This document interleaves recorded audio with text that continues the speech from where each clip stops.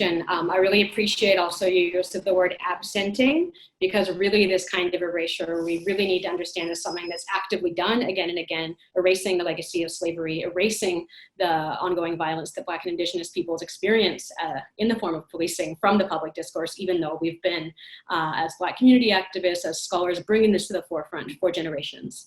So I think that it's really important for us to look at the historical development of what policing, particularly racialized policing, is in this country. We need to remember that slavery, of course, was something that was practiced, that was legal for 200 years. And even before the establishment of formal police, Black people were being surveilled in public space, were criminalized for being in public space, often only just for suspicion of having supposedly stolen themselves into freedom, of being supposedly runaway slaves, right? So we have the history of the surveillance of Black peoples. We have the very public placement of, for example, fugitive slave ads, what are called fugitive slave ads, that made Black people in public space be suspect for being criminals already. And the crime, of course, having just been asserting that you're free, insisting that you're free. And this is something that was violently punished. So this is an important precursor to the development of the policing of Black people with formal policing and law enforcement in this country.